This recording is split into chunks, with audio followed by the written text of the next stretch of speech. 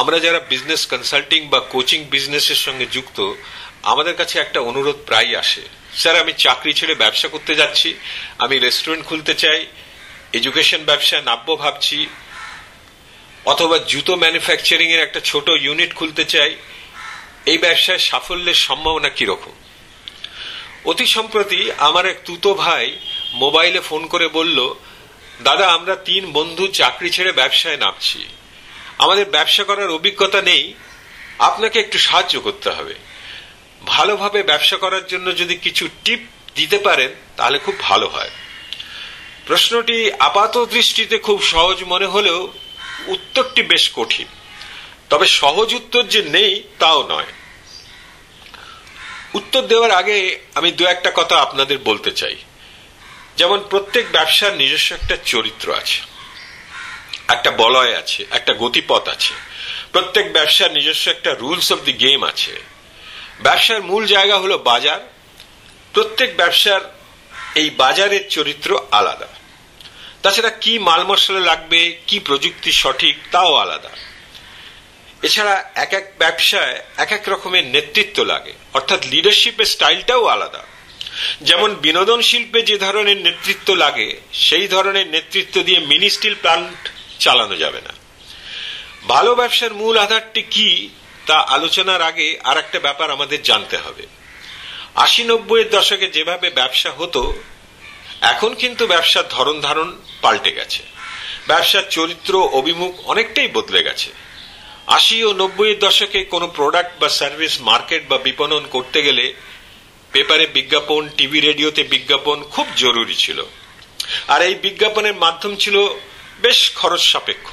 কিন্তু আজকের দিনে যদি কেউ ব্যবসায় নামেন বা ব্যবসায় উদ্যোগী হন, তাহলে এই খরচ সাপেক্ষ মাধ্যমগুলিকে পাশ কাটিয়ে ফেসবুক, টুইটার, ইউটিউব আর গুগল প্লাসের মাধ্যমে অনেক কম খরচে ও দ্রুত গতিতে প্রোডাক্ট বা সার্ভিস মার্কেট করা সম্ভব।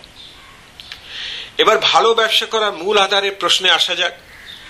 এই প্রসঙ্গে আমি রিচার্ড ব্র্যানসন নামে এক ভদ্রমহাশয়ের কথা উল্লেখ করব। এই ভদ্রলোকটি অতি সামান্য অবস্থা থেকে ব্রিটেনে ভার্জিন গ্রুপ বলে একটা বিরাট ব্যবসায়িক প্রতিষ্ঠান তৈরি করেছেন।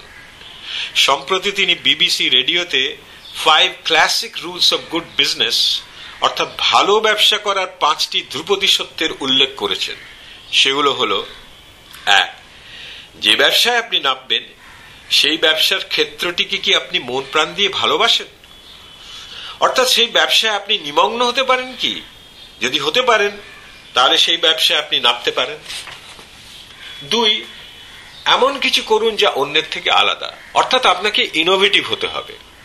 3, আপনার এমপ্লয়িরাই হলো আপনার বেস্ট অ্যাসেট, অর্থাৎ আপনার কর্মচারীরাই হলো আপনার শ্রেষ্ঠ সম্পদ।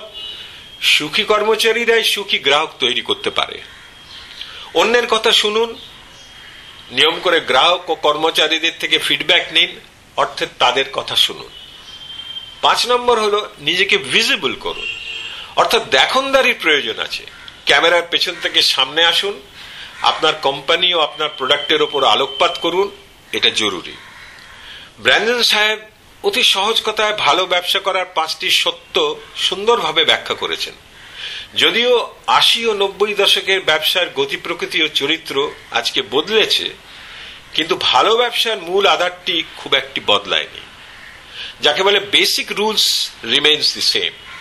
যে কথাগুলো আপনাদের বললাম বা আপনাদের সঙ্গে শেয়ার করলাম, এই কথাগুলি আমার তুতো ভাইকে বলবো বলে ঠিক করেছি। এবার দেখা যাক ভালো ব্যবসা করার মূল সত্যকে উপলব্ধি করে সে ব্যবসায় নামছে কি।